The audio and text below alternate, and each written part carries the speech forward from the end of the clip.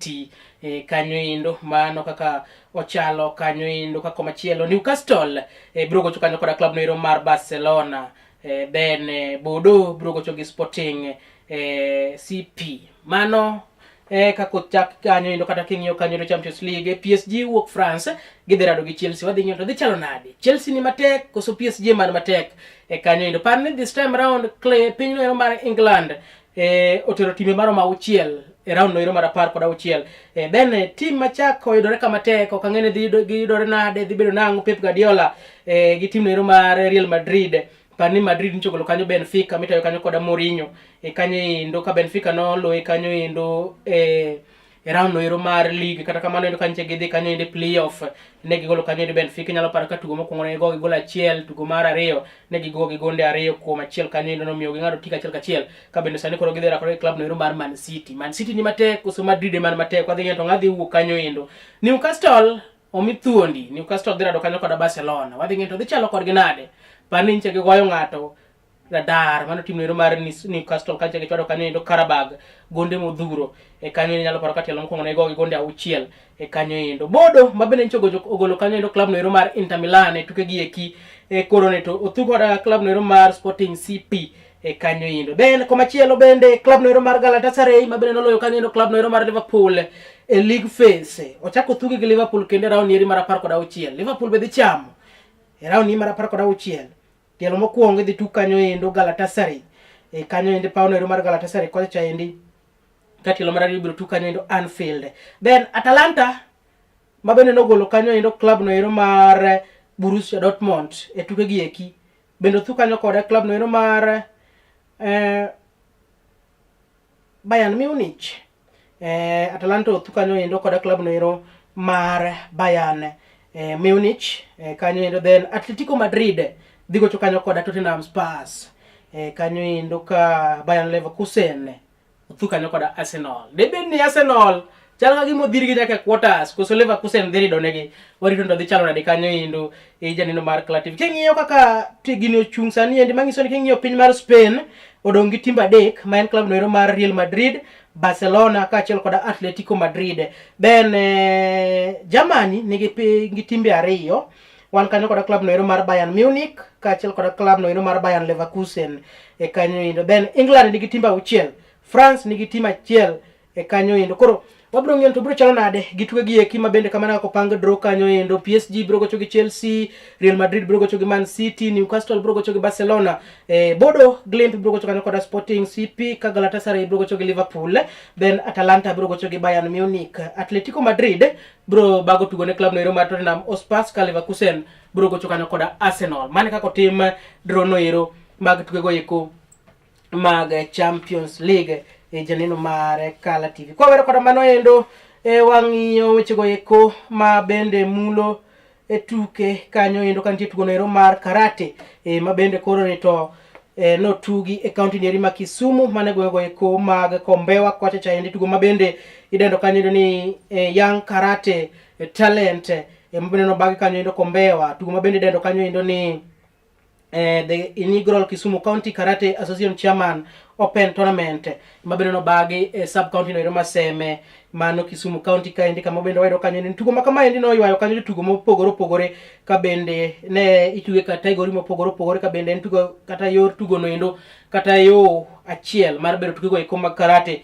kowuok kor gwenge mabende wantie kanyo endo ka bende waydo kanyo endo ni tugo ni eno chakore matek kanyo endo wi ka team no ero mar Tak Rawinji nokawo kanyo endo korka nyithindo ka Maseno University bende nong'aro kanyo endo maliche mokalo ka Tak Rawinji mawuok Ugise nogoyo kanyo endo tugo maber ka jatukgi Denzel Washington noloyo kanyo kategori no ero mar yawuoyi ma gine boyi gano ero mar 8 kanyo endo bende Geoffrey Odiwuor noloyo kanyo korka rowere go eko ma gine boyi gano ero mar 14 15 ka Daniel Odhiambo mabende wuok Tak Rawinji bende nong'aro kanyo endo maliche kategori achielo nogo mar under 14 under 15 kanyo endo bende Naomi Masandra bende nong'aro kanyo endo korka nyiri ma tim nieri mar Tak Rawinji mawuok gweng'o eko mago Ugise kocha endi nong'are tuke gi eki malich mokalo ka Eunice Akura bende notop kanyo endo age no ero mar under 12 under 13 category korka joma nyiri kanyo endo ka bende koro ne giwacho kanyo endo ni giikore kata ber margi en kaluwore kanyo koda discipline mabende giketo kanyo endo mamalo. Ka bende Maseno University bende nong'aro malich, kata kamano endo ne giwuok kanyo koda medals maromo kanyo endo 11 duto kanyo endo ka Valerie Akinyi noloyo kanyo endo korka joma mine kanyo endo tukegi eki mabende ne igi pek kanyo endo. Bende tim noero mar Kisumu YMCA Brian Ochieng bende noyudo kong'aro kanyo endo maliche, ka bende tournament makamaendi koro neto nochiw ne sir kanyo koda Timon Oyucho mabende no opress ahinya kanyo jotugo mabende ni kaendi, ka bende giwacho ni ma en achiel kuom wechego eko mag timo malo tukego eko mag karate kowuok kor gwengo. Wang'e kaka tugo nendo ne chalo, tugo mabende no bagi boma no ero ma Kombewa mane sub county no ero ma Seme county ni ma Kisumu.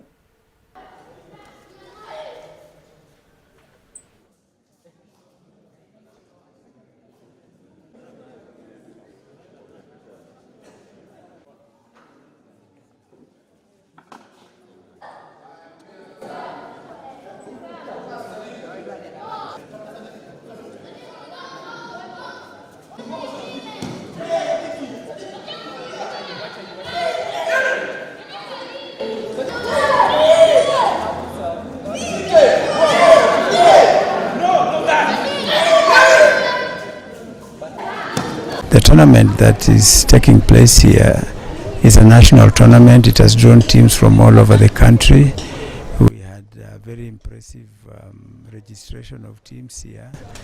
But what's most important is that in honor of my great friend, Dr. Uche, I have fully sponsored this tournament to bring karate into the village and to open up Kombewa, as it were, to highly technical sports like karate. We hope to incite and excite the interest of young people in Kombewa, both boys and girls, to join this great sport. It's a sport of discipline, it's a sport of intellect, and it's a sport of all growth that a person requires. And so I know a lot of our young people in Kombewa and Seme at large who will later on join this as a result of this tournament will be well trained by those of us that are proficient, so that we can join the rest of the country in the sport of karate. It would be important they adopt schools around their homes. And then they can contact me or contact the Kenya Karate Federation for assistance, so that we can provide coaches to them that will train these students, and so that we can produce as many karatekas as possible. Encourage my fellow ladies to join karate, because karate, maybe I can say karate is life. Yeah, karate is, it can keep you going. Government of Kisumu, they should be involved, at least at watenge such kind of field halls za watoto kutrainia. They sponsor us in any kind of championship yenye tunaweza kuwa nayo. Yeah, so even wakifanya hivyo, most of us tutakuwa inspired. We have competitors of all categories, starting from children of different age groups. Then we have the novices. The novices are called cadets in martial arts language. They are a little bit maturer than the children and have gained more experience. Then we'll also have the seniors. Tomorrow mainly we'll be concentrating on the seniors, those who are brown belts, black belts there. Our aim as Kisumu County Karate Association is to normalize the thinking about karate.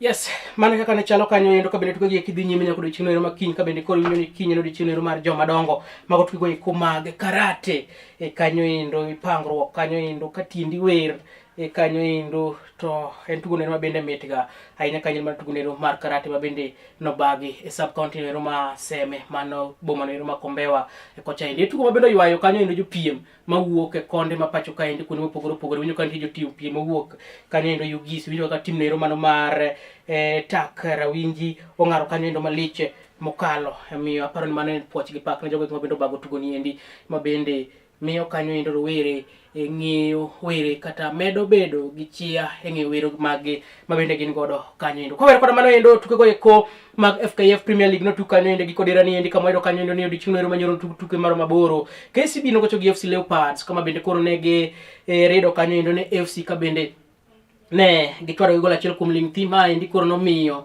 oduoko kanyo endo paro mabende FC samoro nyalo bedo go mar kawo league ma pacho ka endi piny banka KCB no nyone gol achiel kuom ling thi APS Bomet no gocho kanyo koda club no ero mar Kariobangi Sharks Sharks no chwado kanyo gol achiel kuom ling thi Bidco United gi mar Asuga no wuok amodhi gondario kuma ariyo tim no ero mar Ulinzi gi Kakamega no wuok achiel ka Sofapaka no neno matek kendo koro police no medo siko gi mabende koro gichomo kuma gidok e lum e season ni endi banka Batoto ba Mungu police norodho kanyo endo lisasi maro mariyo kuom lingthi kanyo endo nyaka gesani endi Gor Mahia hotelo league ma pacho ka endi gi points 46 bang tugo mpich 21 FC Leopards ni thuolo mar 2 points 40 tugo mpich 21 ka tim no mar Shabana ni thuolo mar adek mano tore bobo parne gisaloyo mpich 5 moluore ka odiochieng' mar Jumapil gigocho gi tim no mar FC Laptuke no manyayo kanyo endo gin gi points 40 bende kanyo bang tugo mpich 22 Kakamega Homeboyz ni thuolo mar 4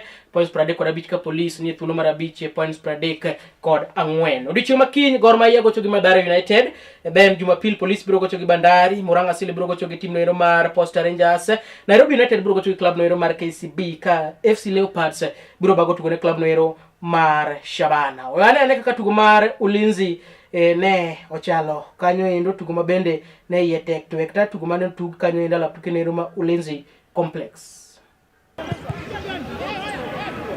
kumgonga usoni ilikuwa nafasi cross tamu yake Stephen Murunga nyongeza tani ya Boniface Mushiri kinilishia kugonga touch ya kwanza tamu shuti la kushoto la Mushiri keshia kugonga nguzo na kurejea dimbani.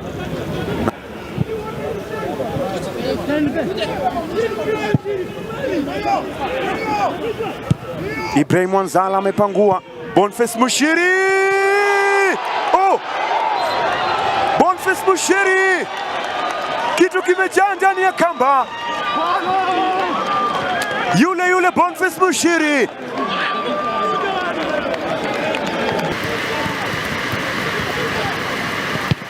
Batambuze piga ndani ya Kogalo. Oliver Machaka anakataa. Sylvain Rix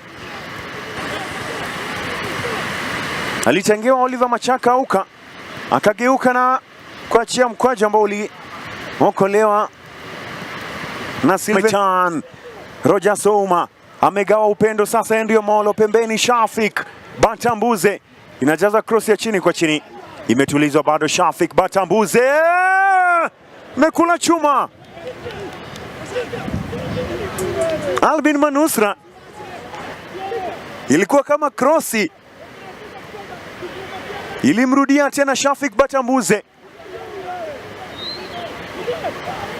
ukala mtambao ule wapanya na kutoka nje. Mrefu kweli kweli, kisikia mchezaji ana milonjo kwa mantiki ya miguu mirefu, basi ni Pisto Mutamba. Oliver Machaka inaletwa ndani,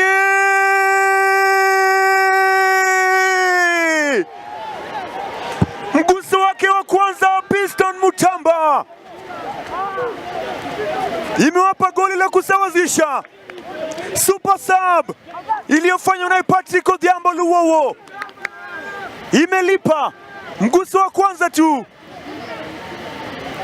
wake Piston Mutamba amerejea ligi kuu.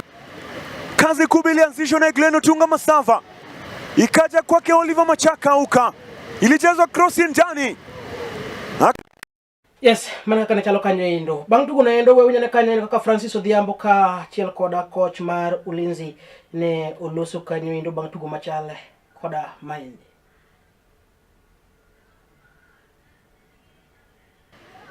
Amerejea ligini. Majeraha katika first half tukaona ikabidi tufanye substitutions kwa wakati ambao maybe hatuko tunatarajia, kitu ambacho somehow imeharibu plan yetu. Kiingia pia second half kulikuwa na upungufu fulani, ikabidi tuongeze tena nguvu fulani ambao pia mwisho tena tukapata jeraha, tukakuwa na upungufu wa numbers, lakini tunashukuru kwanza kwamba tumeweza kupata point moja, ila tulikuwa tunatarajia kupata matatu. Mistakes kidogo, cross tumekubali ikapita, alafu wageni wakasawazisha, lakini tunashukuru kwa hiyo point moja. Kama vile tulianza nilikwambia maybe kulikuwa na mawingu nyeusi ilikuwa inatanda, lakini sasa hizi tunaona kama kuna mwangaza fulani umetokea na tunaweza kuna kivuli mahali fulani, so tunaona kwamba kuna kitu ambacho kinakuja na tunatarajia kwamba mechi ambayo itakuja tutaweza kupata points 3 zote. Lakini kuja kipindi cha pili tumeraise vizuri na tukaweza kukomboa hilo bao, na tulikuwa na nafasi pia kubwa sana kupata bao la pili, lakini kumekuwa na disruption kidogo kutosofahamiana hapa. Ya fourth guy mchezaji ameingia ndani, amempatia ruhusa baada na mtu nje. Ona, so kumekuwa na ile motion kidogo, lakini tunashukuru kwa hiyo point moja. Jambo nzuri sana kwake, hongera kwake sana, maana yake mechi yake ya kwanza na ameingia na kafunga bao, so kumaanisha atakuwa na continuity nzuri, atakuwa na more confidence kuji express more ili kujisaidia na kusaidia timu. Mano kocha Francis Odhiambo mar club noero mar team noero mar Kakamega Homeboyz kanye winjo kane beto lala meka kata kamano yendo tugo neno ruma modi achiel kuma achiel par na nyisi ni club noero mar KCB bene no omako chingwe kanyo endo modiyo Leopards monindo go elo bang rodho igula achiel kum lingti wange ka tugo no endo bene ne obedo kanyo endo. Tyson Tai bado nao ameficha mali, napigwa kati na kati kwake Madada Madi, Senyonjo pembeni kwake Bebeto. Sasa Bebeto mepatia kwake Victor Tieno, bado anafanya blocking bora. Maton Samunya amepata Mohamed Siad mastermind, ambapo Madi alimuona Bebeto pembeni kule, akachia shuti lile ambalo alishindwa kulipangua, ikaingia kwake Victor Tieno. Yupo chini lakini mchezo unaendelea. Ronald Sichenje, Bebeto amemzidi kasi. Maruti, Bebeto amepangua Elvis Ochieng.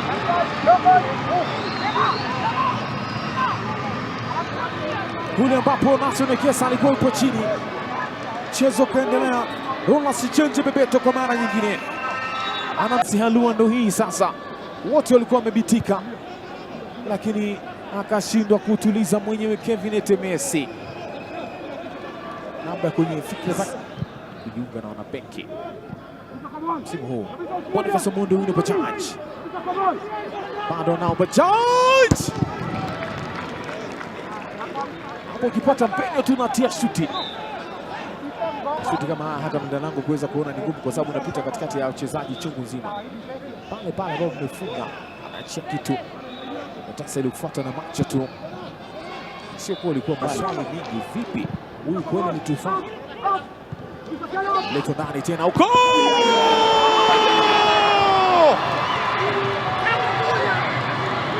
Sakwa is the man, Sakwa is the guy. David Sakwa,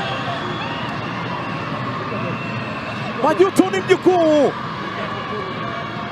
Chomoe, weka ni weke. Walikosa wao, wanafungwa wao. Kilichobaki ni kutikisa kichwa tu sasa. Wanabeki wana jambo lao, anapeleka Afrika Kusini kule. David Sakwa, goli lake la kwanza ndani ya uzi wa KCB, unakuja mbele wa AFC Leopards. End-to-end action John ilivyopatikana kwa upande wa KCB. Good heading aliyoifanya Francis Kairo Miyaki kuwavuta mabeki wawili, lakini mana yakane chalo moko kumtugo mabene tugunyoro kanyo endo wadhingore to tugo madhi bede kind club no ero mar AFC Leopards kama bende koro gidhero ko kanyo club no ero mar Tore Bobo mano Shabana chienge Jumapil alafu tuke manyayo to dhi chalo nade kanyo endo jarindo mar Kara TV. Kwa wer kod mano endo wang'iyo tukego eko mamoko kama pani nitie tukego eko ma bendi dendo kanyo endo ni WAFCON mago tukego eko mag Africa Cup of Nation korka wakeni mabende chan bagi e piny ero mar Morocco mano chak tarik 17 mar dwe manyien dwe ero mar adek nyaka tarik 4 mar dwe ero mar ang'wen. Nyalo paro ka tim no ero ma pacho kaendi Harambee Starlets dhi e tukegi eki e tielo mar 2 nyaka chak tukegi ka bende ma tielo mabende dhi tugni endi en tielo mar 16 mag WAFCON. Ka bende nyalo paro ni tim no ero mar wakeni mar Nigeria emosakawo tukegi eki nyadi ng'eny ka gisakawo nyadi par moluore ka bende gin defending champs. Inyalo paro kane goloyo kanyo endo Morocco tugo bende no bag mana Morocco ma bende dhi bage maendi gonda 2 kuom lingthi mano 2023. Wadhi ng'eno to tim no ero mar Harambee Starlets ma bende dhi tugo ni endi ka bende maendi en season mar 2 ma bende gidhi tugo gi ma WAFCON to dhi chalo nade. Tim ni ma bende tayo kanyo koda Berlin Odemba osabedo kane orako margi malich mokalo mano Kasarani Annex kacha indi kama bende gisabedo kage timi orako pacho kaendi ka bende koro to gidhi wuok pacho kaendi odiochieng' makiny ka gidhi e piny no ero mar Ivory Coast boma no ero ma Abidjan ka bende odiochieng' makawuono nobedo kanyo endo orako margi mogik orako ma bende ne gitimo kanyo endo ka koth chwe malich mokalo mano buore Nairobi kacha indi kaka ibiro neno picha kanyo endo kitang'o ni kanyo seche kama bende ne gin orako ka bende Berlin Odemba geto ni odhi kanyo gi jotugo maromo kanyo endo 20 kod abich. Ni nyalo paro ni CAF oyie thuolo mar jotugo maromo 25 ma bende dhi e tukegi eki mago mag WAFCON kata mana team yene bana bedo gi jotugo 25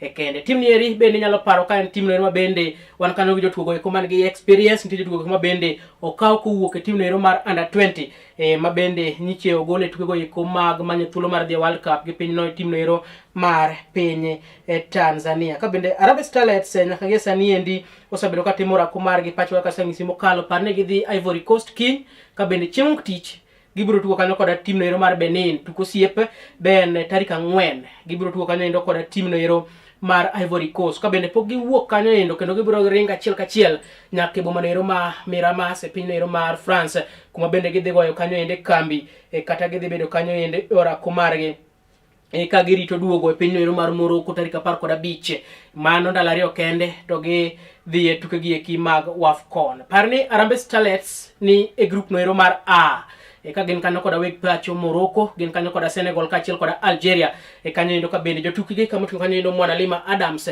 mano dogo ni winjo ko wacho kanyo endo negi kore mokalo tuke timbegi eki ok giluoro gisetugo gi Morocco tuko siep gisetugo gi Senegal tuko siep Algeria gisarado godo tukego eko mago siep koro gituone gimbe ikruok margi ni makare ka bende inyalo paro ne gigeto kanyo endo mana chope nus final mag tukegi eki nikech pane timba 4 mabiro chopo kanyo ne nus final kata semi final biro ngado tika achiel kachiel mar dhi e tukego eko mag World Cup kata biro dhi telo ne pinjego eko mag Afrika e tukego eko mag World Cup bende biro bagi e piny no ero mar Brazil mano dweche moko mabiro mbele kanyo mana higa achiel ni endi ma wantie higa ni endi mano mar 2026 team ni endi osebedo ka gora ko margi maber mokalo ka bende en team no ero ma bende wageno ni dhi timo maber e tukego eko mag WAFCON ka bende ma endi tielo mar 2 ma bende gidhi e tukegi eki then bende pani tukegi eki mag Women Africa Cup of Nation inche nitie chochni moko ni samoro ni nyalo tergi e piny no ero mar South Africa kata kamano endo ne odugo yangi ni biro bagi mana Morocco e kanyo endo. Waunyale kanyo endo kaka bende ne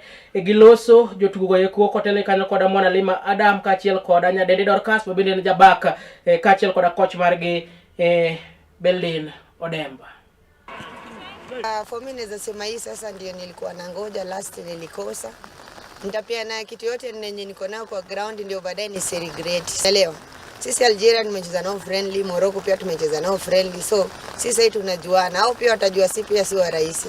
Sisi tunaenda pale tunaenda kupambana 90 minutes ndio itaamua hizi mambo zingine group ya nini hapana. Nashukuru Mungu kampu iko poa. Maandalizi at least maandalizi ilikuwa mapema. Inaonyesha at least tutapata kitu kwa hii tournament yetu kwa sababu tumeingia kama mapema. Me on my side naweza sema bado tu narudishia Mungu asante juu kupata tena opportunity kama hii, na bado niko na hii opportunity bado ya kucheza stage kama hii. Mimi nashukuru for God na young players wenye wana upcome naona wana fight saa hii venye kulingana venye wameingia camp mapema, wanaonyesha wame learn more, wana learn from me na pia mimi hata ni wadogo na pia mimi na learn from them. So wako tayari kupigania kitu.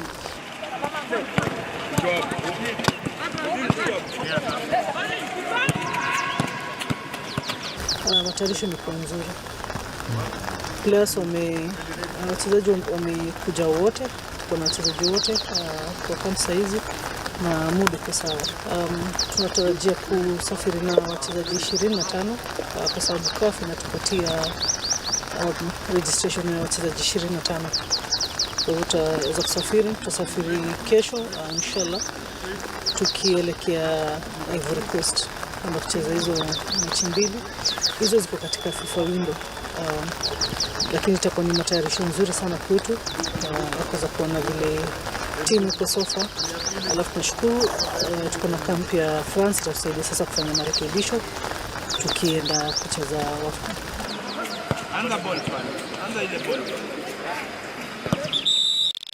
Mane kaka chalo kanyo indo koma chelo kwa dhi nyime kanyo indo tukego iko mag Safari Rally bende ikruok dhi nyime kone koda kocha pani tukegi kibago pacho kaendi mano Safari Rally 6th edition mano mar Safari Rally mabende biro bage bumonero manai Vasa mano Safari Rally Kenya mabende chakore kanyo indo tarik 12 mar dwe nieri mabende wantie kata dwe no ero manyien mar adek nyaka tarik 15 bende mar dwe no ero mar adek kabende tukegi iwacho no ywayo kanyo indo derepe mar kanyo indo 46 ka 18 wuok pacho kaendi kotele kanyo koda Karen Patel kaachiel koda Sachania mabende gendere pego ikuma bende ng'iyo maliche mabende wuok pacho kaendi. Parni nyadendi Pauline Segu mabende ne jafuambo kinde mokalo chien kaachiel koda Leneta Yuko bende gin moko kuom nyadendi mabende ikore ne ngwech giek mabende wuok pacho kaendi ka bende koro dichino ero manyoro kaka yono ero mar chiwo sir. Parni sirikal ncho wacho ni gidwaro kanyo indo corporates mon mie mabende wang no sir tuke giek malich mokalo kaluwore ni ne giwacho ni kaluwore kanyo koda nok mar omenda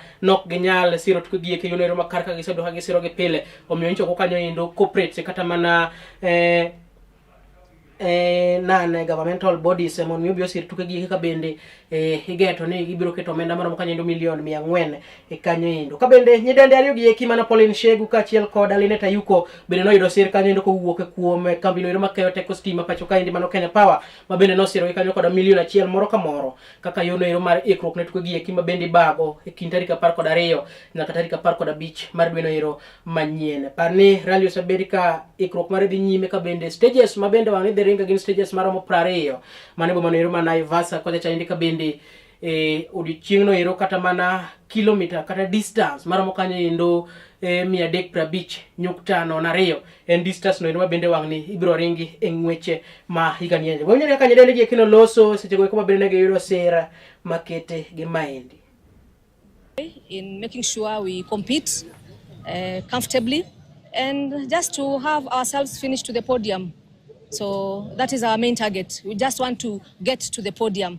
The flag off will be done and then to the podium. That is our prayer. To add on that, we've prepared ourselves psychologically fit, spiritually fit, mentally fit, and you can see we are fit. It's very important even for the leadership to be part of this. We don't take it for granted. For the CS and the team and the whole energy sector coming together to support their very own, because I come from the energy part, she's from the petroleum. So we are under one umbrella. Pauline and Lynette, we really want to wish you the best. As Kenya Power, running on the slogan Pamoja Twang'aa, we are happy to be associated. You have our best wishes. We know you'll excel, and God is with you. God bless you. Mane kaka chalo kanyo dada ka yoyo kaendi mokwongo aneno kanyo Robert matendo guda wendo sauro message mare kanyo wacho ni chindo yonero makara. Asante sana Pastor Achero wacho kanyo indo ni chenro kendo omor sana mago moko kum jogo mabiro sakete kanyo nyalo feel mana ote mari kanyo achiel kachiel panero kanyo ne mbui maro mar Facebook Kala TV live ka YouTube war kanyo Kala TV bende X wedo kanyo indo @Kala TV ka bende TikTok boyo kanyo indo @Kala TV live bende nyalo kanyo indo free to air pang kanyo indo janeno mar Kala TV duogo bang thuolo machuok.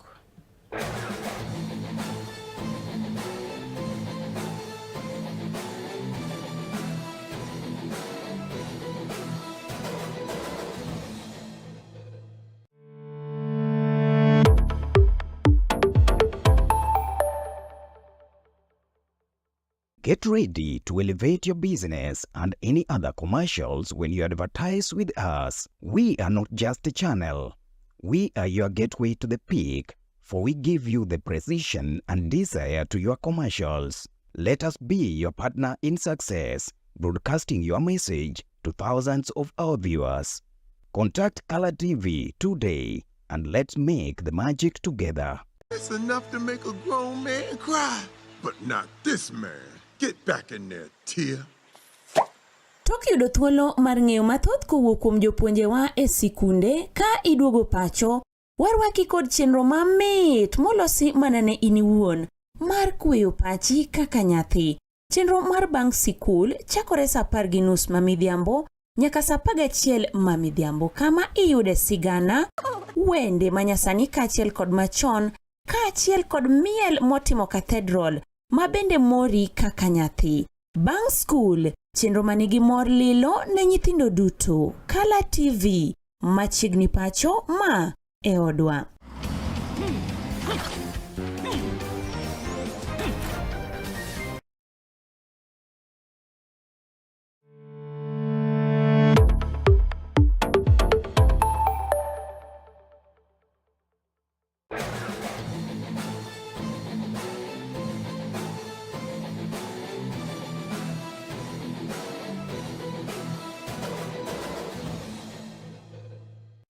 Machiegni kendo wanatimo nero mogik mar cheno nieri mar chal mar piyo janero mar Color TV, kama bende amedo mi mago mabende timore koni koda kocha e piyo go ikumo pugore mabende mulu jotugo koni koda kocha bende muli kaka in jaera no ero mare tugo. Ka wadhi nyime kanyo endo tugo no ero mar basketball, kama ido kanyo endo ni odichuno ero manyoro nitie tiegruok mabende no bagi alap tugo ero manyayo buore Nairobi. Tiegruok no ero mar jopuonj mapuonjo tugo nieri mar okapu kata mana coaches mag basketball, kama indi en achiel kuom yorno ero mar bero tugo eko mag basketball e pacho kaendi. Chenro kama neno baka kanyo koda riwruok no bende luong kanyo ne French Development Agency mabende wuok e piny ero mar Ufaransa kocha indi, ka bende maendi koro ne gitimo mar medo tego tugo eko mag okapu pacho kaendi, kendo neno no konyo Kenya e bero tugo eko mag okapu mabende nachiel kuom tugo eko mabende chon ni wacho ni nachiel kuom tugo eko mabende ne ni ong'ala manyime pacho kaendi, to kata sani iwacho ni chal ka gima odok chien e kanyo endo matin, ka bende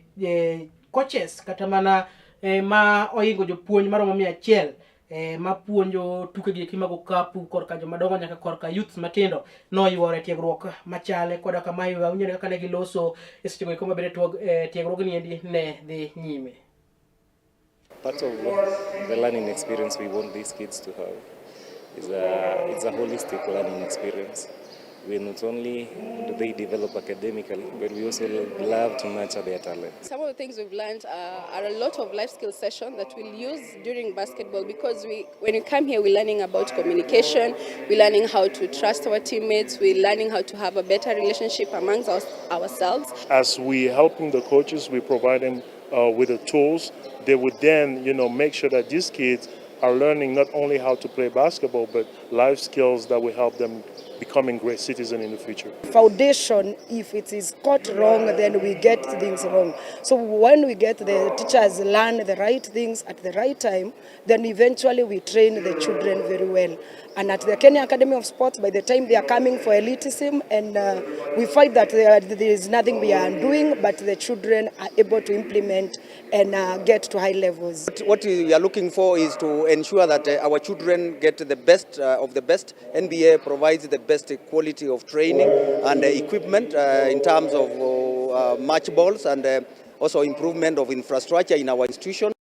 Mane kaka ne chalo kanyo endo tuke go iko kata mana e wach no endo bende kotenre kanyo ko endo club no ero mano mar Nairobi City Thunder mabende na achiel kuom club go mabende sari ngare tuke go iko mag basketball pacho kaendi bende sani ikore tugo no ero mar bal mano tugo no ero mar basketball moro pinje go mag Africa mabende biro bagi tarik 27 mar dwe no ero mar adek dwe manyien boma no ero ma Pretoria piny no ero mar Africa ma milambo kocha indi ka bende tugo ma kama indi biro yayo kanyo endo klepe moro ma 14 mawuok e pinje Africa maro ma 12 ka bende Nairobi City Thunder mabiro sabedo katimo maber tuke gi eki pod gin gi geno ni gidhi timo maber e tuke go iko mago bende mamulo mana tuke go iko mag basketball. Kwa ber koda mano endo wadonje adhong matene kama done club no ero kata mana tugo noero mar adhong nitie mobagi kawuono, adhong mapek obagi kawuono, tieno ma kawuono buore Nairobi, mano kama bende dendo kanyo ni Mass House buore Nairobi kacha endi ka bende na dhong ma bende dhi ywayo tugo mopogore opogore mawuok pacho kae ndi moko pinjego iko ma oko. Elizabeth Andiego ma bende en ga captain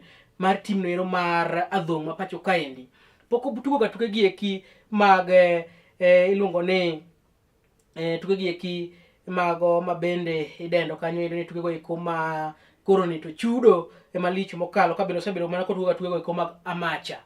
Ka bende sani endo dhi tugo makamandi for the first time kama bende dhi rakore gi nyapiny Tanzania iluongo ni Christine Raura ma bende dhi rakore kanyo endo malich mokalo tugo ma tuke 7 ma bende dhi tugi kawuono kanyo endo. Pane gin tuke 7 mopangi kanyo endo categories mopogore opogore ka bende Elizabeth Andiego koro to ma the first time ma bende dhi tugo ni endi mar UPRO ma iluongo ni UPRO kanyo endo ka bende oyango ni pod en captain mar team noero mar Kenya. Kata kamano endo bende oyango ni ka higa ni orumo to bro ng'iyo ni to odhi were gi tuke go eko mag amacha to chako tuke gi eki mag UPRO koso dhi bedo kode nade kanyo endo ka bende oyango ni oikore malich mokalo ne nyapiny Tanzania Raura Christina kanyo endo.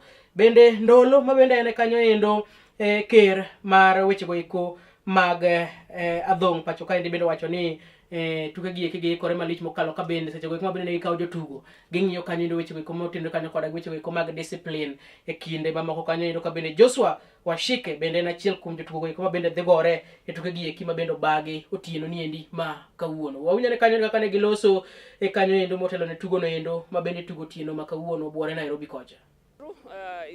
Imekuwa long time nikicheza amateur, so nisema this is the right time for me kujaribu pia pro, na nathanka BFK Boxing Federation of Kenya kwa kunipatia also hii fursa ya kucheza pro na pia kucheza amateur. Bado mimi ndio captain wa national team, so it's a great honor. Andalizi naona nime train vizuri, nasikia niko na nguvu, endurance nimetrain, nimeingia, so niko tu ready kwa mapambano. Nimemuona kwa mitandao, but unajua kwa pro kila mtu anakulingana venye ameona ana change game plan, so mimi venye atakuja hivyo ndio ndamhandle. Ushindi kwa game yangu ya kwanza katika pro, na najua hiyo ndio itakuwa naweza sema itakuwa a signal to all the opponents wenye wako hapo nje wenye wanani watch. Nasema kila kitu inapenda wakati wake.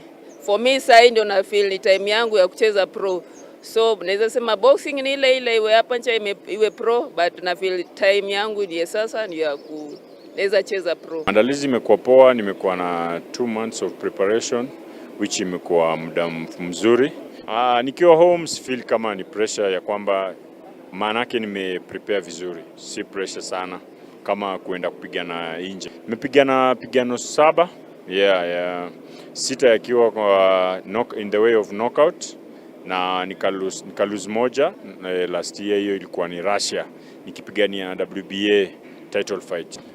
Kenya tunahitaji sasa ni support kubwa, support kutoka kwa serikali na wadhamini wajitokeze kwa wingi ili waweze kusupport upcoming future boxers, na sisi pia ambayo tuko hapa juu waweze kutupush ili tukaweze kufika hiyo level ya nchi zingine kama Russia, kama Uzbekistan. Mapigano unajua mwaka huu yatakuwa kila mwezi mapigano mawili, na unaona sasa Eastern Central 2 titles ziko tayari kuchukuliwa na vijana wetu, na tuone nani atakayeshinda. Mimi nitawapatia moja kwa moja Commonwealth titles ambazo wakishinda, kwa sababu watakuwa rated katika Commonwealth the most watakuwa the best 10 katika Commonwealth. Kwa hiyo tutawapatia Commonwealth title, na tunaona saizi amateur wamekuja kwetu na tunashukuru ma Olympians.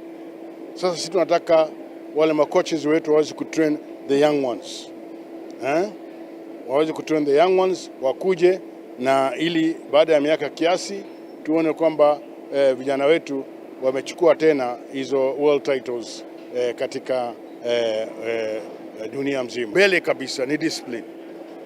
Bondia lazima awe mentally fit, physically fit, na of course health wise the most important, because kwetu sisi the health of our boxers is paramount. Lazima boxer awe sawasawa, awe recondition. 12 round hapana mchezo, kwa lazima awe daktari anamcheki kila mara, coach wake anamwangalia, na yeye mwenyewe akuwe na discipline chini ya coach wake. Kwa hiyo ni lazima kwanza tunawaangalia chini ili vile watakuwa katika hizi mapigano zinakuja. Koro wao ni lore ngufu mari eyo tino makawuono wano bedi kanyindo nightmare mapek bora Nairobi mano tugono ero mara dhong kanyindo kwa bende wa mulo mabende kata wabere gitu kigo kumaga dhong titugono ero mar adhula kata mana mamulo tugogo kumaga dhule kor gwenge kama bedo kor ne serikal koro nti kwayo malich mokalo mon miyo manyane yore kuma bende ginyalo keto makare mar bero tugogo iko mag adhula kata tuke duto te kor gwenge ka mano ginen mabende dendo ni grassroots soka ka bende ma achiel kuom gigo mabende koro kwayo ne serikal otime en mar ka ginyalo keto pewe mopogore opogore kor gwenge opogore opogore kaka yono ero mar bero adhula mageno wachi gwenge ko mag Westland constituency ko cha indi mano bore Nairobi kama bende koro ni to ne ochiu kanyendo menda marom kanyendo gana 250 mar siro timbego eko mawuok gwenge eko mag korno ka bende no wachi ni ka serikal nyalo siro kanyendo tuke kowuok kor gwenge nyalo miyo wabedo kanyendo kod talanta modhuro pacho kain wanyere kaka weche ne chalo kon. We have a problem of a ground field that has taken long since 2017 or 2018 up to now. So we need to make sure that that field it is well done so that they can get a place to play. What I urge the government to do is to actually support the youth who are playing football so that they can support them, because you know, if we support them, we get their talents and they might get actually out of our country and get bigger teams to go there and play.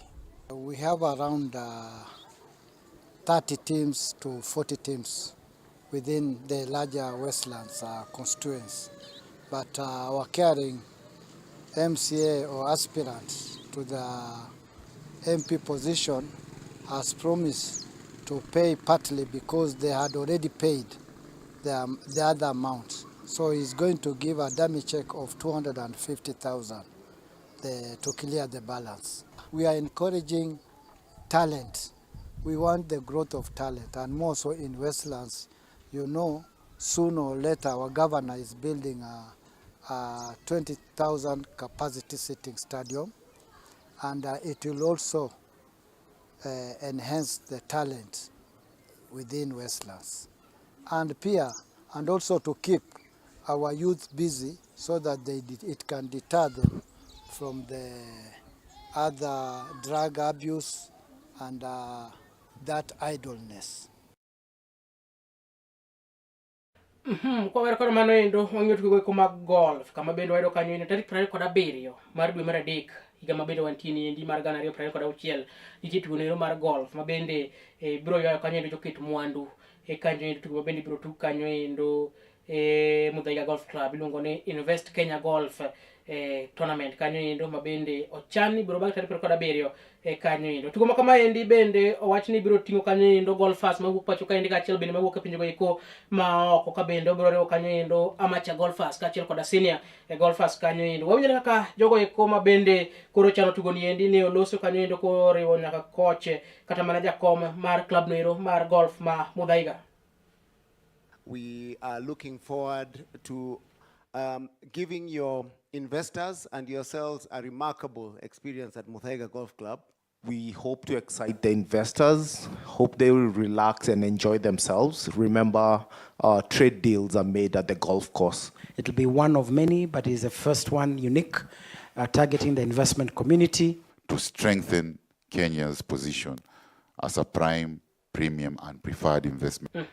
Mane kaka chalo kanyo kapo ka we janeno mar Kala TV parne tugo eko mag EPL bende duogo giko dirani ende kod chieng' ma kawuono saa 5 mar otieno klab noero mar Wolverhampton biro gocho klab noero mar Aston Villa. Kinye saa 9:30 Bournemouth biro bago tugo ne Sunderland, Liverpool biro gocho gi West Ham saa 12, then Newcastle biro gocho gi tim noero mar Everton saa 12 bende, Burnley biro gocho gi Brentford saa 12 ka Leeds United biro gocho gi klab noero mar Manchester City kiny saa 2:30. Mane kako pange kanyo. Chieng' Jumapil Brighton biro gocho gi Nottingham Forest saa 11, Fulham biro bago tugo ne Tottenham saa 11, Manchester United biro bago tugo ne Crystal Palace saa 11 ka Arsenal biro gocho gi Chelsea chieng' Jumapil saa 1:30. Mano round noero mar 28. Manyiso ni round noero kotugi to wadong' gi mipichi 10 to lig noero mar England rumo. Par ni Champions League bedo sa pangi Chelsea, PSG, Madrid, Manchester City, mano kako pange kanyo indo. Arsenal gocho gi Bayer Leverkusen, Liverpool,